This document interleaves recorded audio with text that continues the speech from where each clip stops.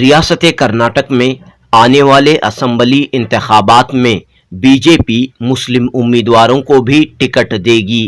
10 से जायद minorities candidates को बीजेपी एमएलए इलेक्शंस में टिकट देगी। बेंगलुरु में बीजेपी के सीनियर लीडर एनआर रमेश का बड़ा बयान।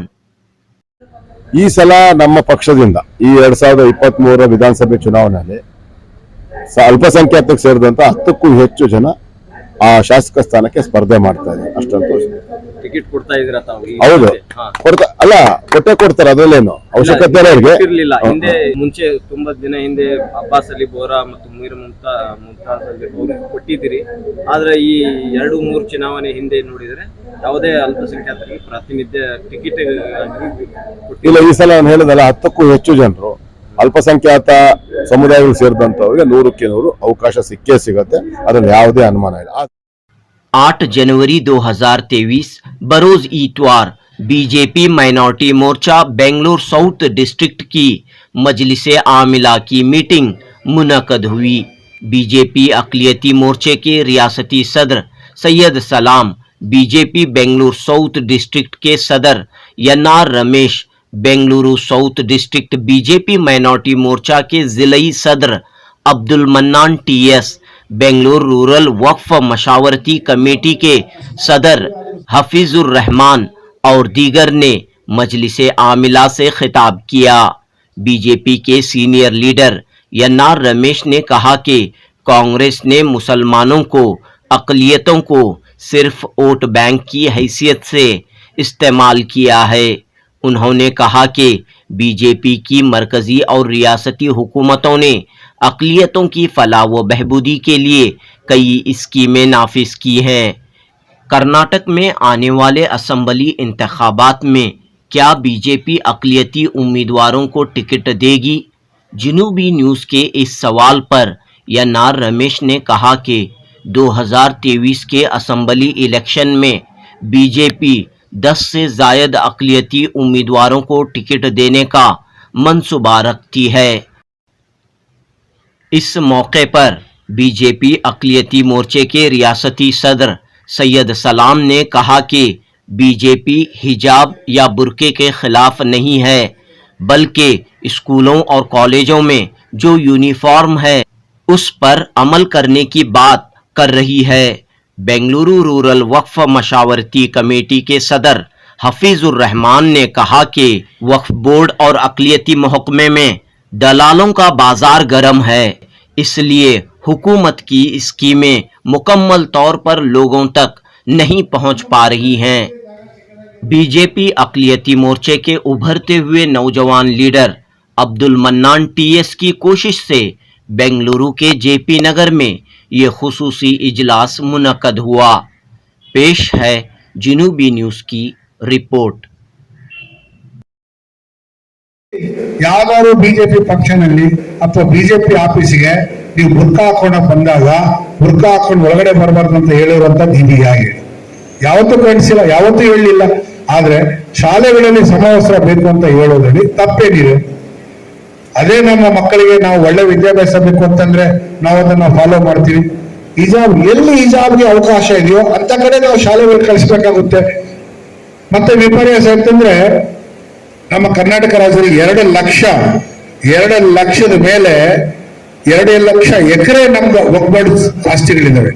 ಅದರಲ್ಲೆಲ್ಲ ನಮ್ಮ ಶಾಲೆಗಳು ಕಟ್ಬೋದಾಗಿತ್ತು. ಇಷ್ಟು ದಿನ ನಮ್ಮ ನಾಯಕರಿಗೆ ಯಾರಾದ್ರೂ ಆಸಕ್ತಿ ಇದ್ದಿದ್ರೆ, ಯಾರಿಗೂ ರಾಜಕಾರಣದಲ್ಲಿ ಆಸಕ್ತಿ ಇದೆ ವಿನಃ ನಮ್ಮ ಜನ್ಮಕ್ಕಳ ಸಮಾಜ ಸುಧಾರಣೆ ಮತ್ತೆ ಅಲ್ಪಸಂಖ್ಯಾತರ ಸುಧಾರಣೆ ಮಾಡ್ಬೇಕಂತ ಯಾರಲ್ಲೂ ಇಲ್ಲ.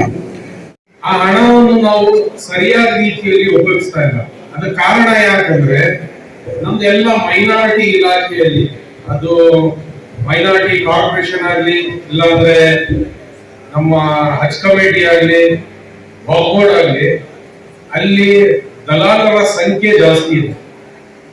ಆ ದಲಾಲರಿಗೆ ನಾವು ಆಚೆ ಕಳಿಸ್ರೆ ಖಂಡಿತ ಈ ನಮ್ಮ ಸರ್ಕಾರದಿಂದ ಏನ್ ನಮ್ಗೆ ಅನುದಾನ ಸಿಗ್ತಾ ಇದೆ ಅದರ ಸಂಪೂರ್ಣ ಲಾಭವನ್ನು ನಮ್ಮ ಸಮುದಾಯ ಪಡೆಯಬಹುದು ಆರಾಮಾಗಿ. ಯಾಕಂದ್ರೆ ನಾವು ಬೋರ್ಡ್ ನೋಡಿ ರಾಜ್ಯ ಸರ್ಕಾರದಿಂದ ವಕ್ಫ್ ಪ್ರೊಟೆಕ್ಷನ್ಗೋಸ್ಕರ ಕೋಟ್ಯಾಂತರ ರೂಪಾಯಿ ಗ್ರಾಂಟ್ಸ್ ಆಗ್ತಾ ಇದೆ. ಆದ್ರೂ ಆ ಗ್ರಾಂಟ್ಸ್ ಅಲ್ಲಿ ಇವತ್ತು ಕಮಿಷನ್ ಬೇಸಿಸ್ ನಲ್ಲಿ ಗ್ರಾಂಟ್ಸ್ ಆಗ್ತಾ ಇದೆ. ಅದ್ರ ಕಾರಣ ಏನಂದ್ರೆ ಒಗ್ಬೋರ್ಡಲ್ಲಿ ರಾಜ್ಯ ಒಗ್ಬೋರ್ಡಲ್ಲಾಗ್ಲಿ ಮತ್ತೆ ಸುಮಾರು ಜನ ಅಲ್ಲಿ ದಲಾಲರಾಗಿ ಕೆಲಸ ಮಾಡ್ತಾರೆ. ಅದೇ ಅದಕ್ಕೆ ಕಾರಣ. ಅದು ಸಂಪೂರ್ಣವಾಗಿ ದಕ್ಷಿಣ ಜಿಲ್ಲೆಯ ಅಲ್ಪಸಂಖ್ಯಾತ ಘಟಕದ ವಿಶೇಷ ಕಾರ್ಯಕಾರಿಣಿ ಸಭೆ ಇವತ್ತು ಈ ಒಂದು ಜಯನಗರ ವಿಧಾನಸಭಾ ಕ್ಷೇತ್ರದ ವ್ಯಾಪ್ತಿಯಲ್ಲಿ ನಡೀತಾ ಇದೆ. ಇವತ್ತು ಈ ಕಾರ್ಯಕಾರಿಣಿ ಸಭೆಯಲ್ಲಿ ಕೇಂದ್ರ ಸರ್ಕಾರ, ನರೇಂದ್ರ ಮೋದಿ ಅವರ ನೇತೃತ್ವದ ಕೇಂದ್ರ ಸರ್ಕಾರ ಅಲ್ಪಸಂಖ್ಯಾತರಿಗೆ ಕೊಟ್ಟಿರ್ತಕ್ಕಂಥ ಯೋಜನೆಗಳು, ಕಾರ್ಯಕ್ರಮಗಳ ಬಗ್ಗೆ, ರಾಜ್ಯ ಸರ್ಕಾರ ಕೊಟ್ಟಿರ್ತಕ್ಕಂಥ ಯೋಜನೆಗಳು ಮತ್ತು ಕಾರ್ಯಕ್ರಮಗಳ ಬಗ್ಗೆ ಅವರಿಗೆ ಮನವರಿಕೆ ಮಾಡಿಕೊಡೋದ್ರ ಜೊತೆಗೆ ಉಳಿದಿರ್ತಕ್ಕಂಥ ಕೆಲವೇ ದಿನಗಳಲ್ಲಾದರೂ ಆ ಯೋಜನೆಯ ಲಾಭವನ್ನ ಅವಶ್ಯಕತೆ ಇರತಕ್ಕಂಥ ಅಲ್ಪಸಂಖ್ಯಾತ ಬಡ ಕುಟುಂಬಸ್ಥರಿಗೆ ದೊರಕುವಂಥ ರೀತಿಯಲ್ಲಿ ನೀವೆಲ್ಲ ಕೆಲಸ ಮಾಡಬೇಕು. ಆ ಯೋಜನೆಗಳು ಯಶಸ್ವಿ ಆಗಬೇಕು. ಅದು ಆಯುಷ್ಮಾನ್ ಭಾರತ್ ಯೋಜನೆ ಇರ್ಬೋದು, ಇ ಶ್ರಮ್ ಯೋಜನೆ ಇರ್ಬೋದು, ಅಥವಾ ಬೇರೆ ಬೇರೆ ವಿದ್ಯಾರ್ಥಿ ವೇತನದ ಅಲ್ಪಸಂಖ್ಯಾತ ಕುಟುಂಬಸ್ಥರಿಗೆ, ವಿದ್ಯಾರ್ಥಿನಿಯರಿಗೆ ಕೊಡುವಂಥ ಸ್ಕಾಲರ್ಶಿಪ್ಗಳು ಇರ್ಬೋದು, ಅಥವಾ ಕಲ್ಯಾಣ ಕಾರ್ಯಕ್ರಮಗಳಿರ್ಬೋದು. ಎಲ್ಲದರ ಬಗ್ಗೆ ಅವರಿಗೆ ಸುಮಾರು ಏನು ಅಲ್ಪಸಂಖ್ಯಾತರ ಅಭಿವೃದ್ಧಿಗೆ ಅಂತ ಇಟ್ಟಿರ್ತಕ್ಕಂಥ 5,200 ಕೋಟಿ ರೂಪಾಯಿಗಳು, ವೆಲ್ಫೇರ್ ಸ್ಕೀಮ್ಸ್ಗೆ ಅಂತ ಇಟ್ಟಿರ್ತಕ್ಕಂಥ 1,98,000 ಕೋಟಿ ರೂಪಾಯಿಗಳು, ಇದರೆಲ್ಲ ಸದ್ಬಳಕೆ ಆಗಬೇಕು. ಆ ನೀವೆಲ್ಲ ಕೆಲಸ ಮಾಡೋದ್ರ ಜೊತೆಗೆ ಯಾವ ಅಲ್ಪಸಂಖ್ಯಾತ ಸಮುದಾಯವನ್ನ ಕಳೆದ 75 ವರ್ಷಗಳಿಂದ ನಿರಂತರವಾಗಿ ಕಾಂಗ್ರೆಸ್ ಪಕ್ಷ ತನ್ನ ವೋಟ್ ಬ್ಯಾಂಕ್ ರಾಜಕಾರಣಕ್ಕೆ ಅಂತ ಹೇಳಿ ದಿಕ್ತಪ್ಪಿಸ್ಕೊಂಡ್ ಬರ್ತಾ ಇದೆ. ಅಂತಹ ಕಾಂಗ್ರೆಸ್ ಪಕ್ಷದ ಮುಖಂಡರು ವಕ್ಫ್ ಬೋರ್ಡ್ಗೆ ಸೇರಿದಂತ 32,000 ಎಕರೆಗಳ ಪೈಕಿ 29,300 ಎಕರೆಗಳನ್ನ ಸುಮಾರು 3 ಲಕ್ಷ ಕೋಟಿ ಮೌಲ್ಯದ ಆ ಸರ್ಕಾರಿ ಸ್ವತ್ತನ್ನ ಕಬಳಿಸಿದ್ದಾರೆ. ಅದನ್ನ ಅಮಾನತ್ ಕೋಆಪರೇಟಿವ್ ಬ್ಯಾಂಕ್ ಹೆಸರಿನಲ್ಲಿ ಸುಮಾರು 24,000 ಜನ ಸದಸ್ಯರಿಗೆ ಏನು ಸುಮಾರು 14,000 ಕೋಟಿ ರೂಪಾಯಿಗಳಷ್ಟು ಹಣವನ್ನ ರೆಹಮಾನ್ ಖಾನ್ ಅವರ ನೇತೃತ್ವದ ಆ ಸಂಸ್ಥೆ ಮೋಸ ಮಾಡಿದೆ. ಸುಮಾರು 11,000 ಜನ ಬಡವರಿಗೆ IMA ಸಂಸ್ಥೆ 6 ರಿಂದ 12 ರೂಪಾಯಿಯಷ್ಟು ಬಡ್ಡಿ ಕೊಡ್ತೀವಿ ಅಂತ ಹೇಳಿ ಆಸೆಯನ್ನು ತೋರಿಸಿ ಮೋಸ ಮಾಡಿದೆ. ಇದೆಲ್ಲ ಮಾಡಿರ್ತಕ್ಕಂಥ ಅಲ್ಪಸಂಖ್ಯಾತ ಮುಖಂಡರು ಯಾವ ಪಕ್ಷಕ್ಕೆ ಸೇರಿದವರು, ಅದನ್ನೆಲ್ಲ ನೀವು ನಿಮ್ಮ ಮತದಾರರಿಗೆ ಮನವರಿಕೆ ಮಾಡ್ಕೊಳ್ಳುವಂತ ಕೆಲಸ ಮಾಡಬೇಕು ಅಂತ ಹೇಳಿ ಅವರಿಗೆಲ್ಲ ತಿಳಿಸುವಂತ ಕೆಲಸ ಮಾಡಿದೆ. ಕ್ಯಾಬಿನೆಟ್ ಸ್ಥಾನಮಾನ ಪಕ್ಷದ ಕಾರ್ಯಕರ್ತರಿಗೆ ಅಲ್ಪಸಂಖ್ಯಾತ ಅಭಿವೃದ್ಧಿ ನಿಗಮದಲ್ಲಿ ಮಾಡಿಕೊಟ್ಟಿದೆ, ವಕ್ಫ್ ಬೋರ್ಡ್ ಅಲ್ಲಿ ಮಾಡಿಕೊಟ್ಟಿದೆ. ಹಾಗೆ ಕ್ರಿಶ್ಚಿಯನ್ ಡೆವಲಪ್ಮೆಂಟ್ ಕಾರ್ಪೊರೇಷನ್ ಕೂಡ ಕ್ಯಾಬಿನೆಟ್ ಸ್ಥಾನಮಾನದ ಸ್ಥಾನವನ್ನ ಕೊಟ್ಟಿದೆ. ಈ ಸಲ ನಮ್ಮ ಪಕ್ಷದಿಂದ ಈ 2023 ವಿಧಾನಸಭೆ ಚುನಾವಣೆಯಲ್ಲಿ ಅಲ್ಪಸಂಖ್ಯಾತಕ್ಕೆ ಸೇರಿದಂತ 10ಕ್ಕೂ ಹೆಚ್ಚು ಜನ ಆ ಶಾಸಕ ಸ್ಥಾನಕ್ಕೆ ಸ್ಪರ್ಧೆ ಮಾಡ್ತಾ ಇದೆ. ಅಷ್ಟಂತೂ ಟಿಕೆಟ್ ಕೊಡ್ತಾ ಇದ್ದೀರಾ ತಾವು? ಹೌದು, ಕೊಡ್ತಾರೆ. ಅದರಲ್ಲೇನು ಅವಶ್ಯಕತೆ ಇರಲಿಲ್ಲ. ಹಿಂದೆ ಮುಂಚೆ ತುಂಬಾ ದಿನ ಹಿಂದೆ ಅಬ್ಬಾಸ್ ಅಲಿ ಬೋರಾ ಮತ್ತು ಮೀರ್ ಮುಮ್ತಾಜ್ ಅವ್ರಿಗೆ ಕೊಟ್ಟಿದ್ದೀರಿ. ಆದ್ರೆ ಈ 2-3 ಚುನಾವಣೆ ಹಿಂದೆ ನೋಡಿದ್ರೆ ಯಾವುದೇ ಅಲ್ಪಸಂಖ್ಯಾತರಿಗೆ ಪ್ರಾತಿನಿಧ್ಯ ಟಿಕೆಟ್ ಇಲ್ಲ. ಈ ಸಲ ನಾನು ಹೇಳಿದಲ್ಲ, 10ಕ್ಕೂ ಹೆಚ್ಚು ಜನರು ಅಲ್ಪಸಂಖ್ಯಾತ ಸಮುದಾಯಗಳು ಸೇರಿದಂತವ್ರಿಗೆ 100ಕ್ಕೆ 100 ಅವಕಾಶ ಸಿಕ್ಕೇ ಸಿಗುತ್ತೆ. ಅದ್ರಲ್ಲಿ ಯಾವುದೇ ಅನುಮಾನ. आज जो हमारी बेंगलुरु साउथ की है ना, जो बेंगलुरु साउथ की कार्यकारिणी हुई है, बहुत अच्छे ढंग से हुई. सभी मंडल से और जिले से है ना, सभी लोग की उपस्थिति इसमें थी. इसको रिप्रेजेंटेशन देगी, नुमाइंदगी देगी. इस साल जो होने वाले इलेक्शन में, जैसे कि अभी हमारे डिस्ट्रिक्ट प्रेसिडेंट NR रमेश साहब बोले, बहुत सारे मुसलमानों को सीट देंगे और इंशाल्लाह उनकी काबिलियत के हिसाब से वो जीतने की भी कोशिश करेंगे. और हमारी भी कोशिश यही है, सिर्फ जहां पे मुसलमान को सीट दे रही उधर ही मेहनत नहीं, पूरे 224 कॉन्स्टिट्यूंसी में हमारी माइनॉरिटी मोर्चे की मेहनत रहेगी और हम हर जगह अपना वोट से ताउन दिखाएंगे पार्टी के लिए. अब तक जो है ना MLC दिया गया, ना कैबिनेट में कोई नुमाइंदा चुनाव दिया गया, तो कैसे लग रहा है कि क्या बीजेपी से उम्मीद रख सकते हैं आप? नहीं दिया, ये बात ही झूठ है. इससे पहले हमारे शहनवाज हुसैन साहब थे, नजमा अब्दुल्ला थे, फिर कर्नाटक में मुमताज अली खान थे, हमारे MP सांगलियाना भी थे. ऐसा नहीं कि इस हुकूमत में मिलेगा. अभी फिर अभी नया इलेक्शन आने वाला है, इंशाल्लाह उसमें जरूर हमारा भी नुमाइंदा जीत के आएगा. मुसलमान भी बीजेपी की टिकट से जीतेगा और इंशाल्लाह मिनिस्टर भी बनेंगे, हर चीज में करेंगे. तो लोगों से क्या मांग करेंगे? लोगों से यही करना है, इतनी साल जो कांग्रेस और JDS को जो मौका देते आ रहे हैं, मगर हर चीज दिन पे दिन बदतर होते जा रहा है. तो अभी मुसलमान एक होकर बीजेपी को कॉन्फिडेंस में लेके बीजेपी को वोट डाला था और बेहतर ढंग से डेवलपमेंट होगा. आप सब लोग मुतमईन हैं, बीजेपी पार्टी में हैं आप? अल्हम्दुलिल्लाह मुतमईन भी हैं और हम इधर खुश भी हैं. और हर आदमी को उसकी कैपेबिलिटी के हिसाब से इधर मौका भी दिया है. जैसे कि मैं खुद मंडल लेवल से लेकर स्टेट लेवल तक मैं ऑर्गेनाइजिंग में था। अभी मुझे वक्फ बोर्ड के अंदर भी चेयरमैन बनने का मेरी पार्टी से ही मौका मिला, बेंगलुरु रूरल डिस्ट्रिक्ट को। तो यानी कि ओहदे दिए जा रहे हैं। 100% ओहदे भी दे रहे हैं, जिनको ओहदा मिला है वो काम भी कर रहे हैं। आज बेंगलुरु साउथ जिले से अल्पा माइनॉरिटी मोर्चा की तरफ से एक एग्जीक्यूटिव कमेटी मीटिंग रखा गए थे। इसमें हमारे पास तकरीबन 200 के ऊपर लोग जो है, और जो मंडल के कॉन्स्टिट्यूंसी के इंचार्ज, कॉन्स्टिट्यूंसी के वार्ड के लेवल के सदर और उसके नायब सदर लोग, खाली जो इंचार्ज है उनको ही बुलाया गया, कोई बाहर वाले को नहीं बुलाया गया।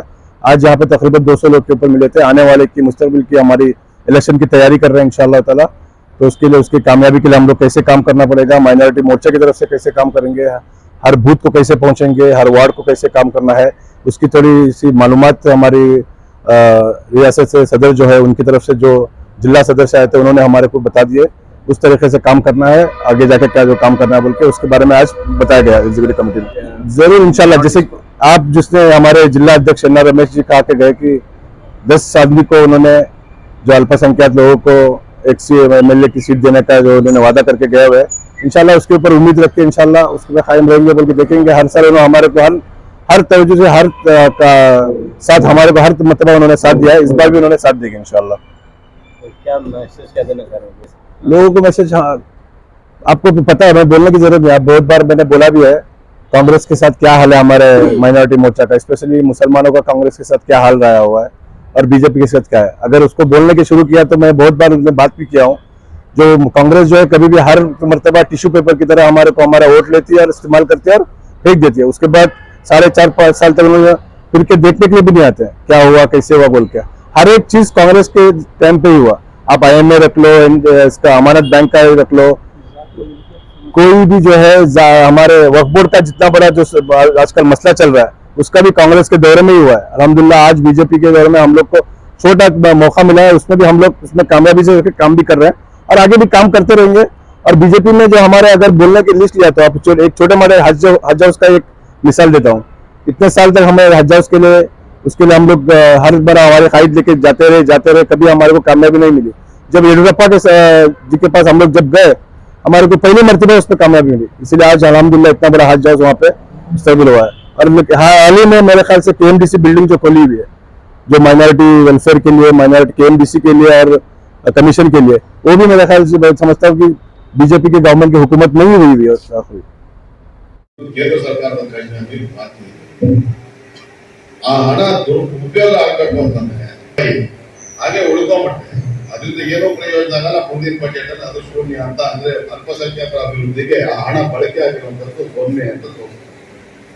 ನಾನು ಈಗಾಗಲೇ ಹೇಳಿದಾಗ 1 ಲಕ್ಷ ಜನವರಿ 31 ತನಕ ಟೈಮ್ ಇದೆ. ಜನವರಿ 31 ಆದ್ಮೇಲೆ ಅದ್ರ ಬಳಕೆಗೆ ಅವಕಾಶ ಇಲ್ಲ, ಹಾಗೆ ಬಳಸೋದಕ್ಕೂ ಸಾಧ್ಯ ಇಲ್ಲ. ಇನ್ನೂ 68,000 ಕೋಟಿ ರೂಪಾಯಿಗಳಷ್ಟು ಹಣ ಹಾಗೆ ಬಾಕಿ.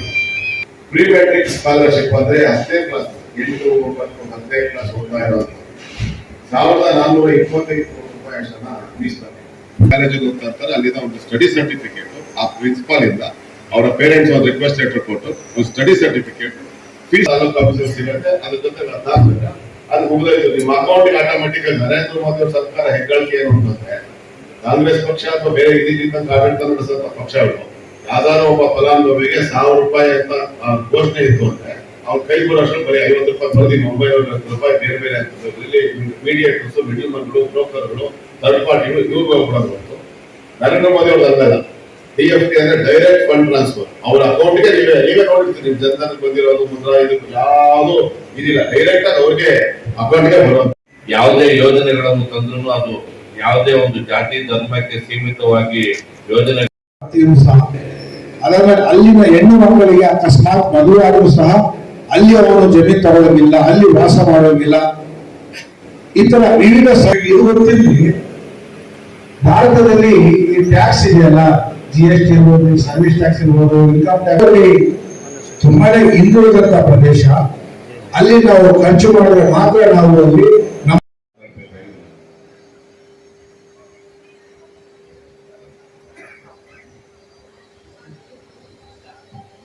ಆತ್ಮೀಯ ಬಿಜೆಪಿಯ ಮುಖಂಡರೆ, ವೇದಿಕೆಯ ಮೇಲೆ ಉಪಸ್ಥಿತ ನಮ್ಮ ಸ್ನೇಹಿತರಿಗೆ, ಆರ್ಥಿಕ ಆರ್ಥಿಕವಾಗಿ, ರಾಜಕೀಯವಾಗಿ ಮತ್ತು ಸಾಮಾಜಿಕವಾಗಿ ಬೆಳೀಲಿಕ್ಕೆ ಬೇಕಾಗಿರುವಂತಹ ಎಲ್ಲಾ ಯೋಜನೆಗಳ ಜೊತೆಗೆ ವಿಶ್ವಾಸದಿಂದ ಇಲ್ಲ. ಹಾಗಾಗಿ ನಾವೆಲ್ಲರೂ ಬಿಜೆಪಿ ಜೊತೆಗೆ ಮುಂದಿನ ಚುನಾವಣೆಗಳಲ್ಲಿ ನಿಂತ್ಕೊಂಡು ನಾವು ಅವರ ಜೊತೆಗೆ ಕೆಲಸ ಮಾಡಿ ನಮ್ಮ ಹಕ್ಕನ್ನು ಪಡೆಯೋಣ ಅನ್ನೋ ಮಾತನ್ನು ಹೇಳಿದಂತ ನಮ್ಮ ರಾಜ್ಯ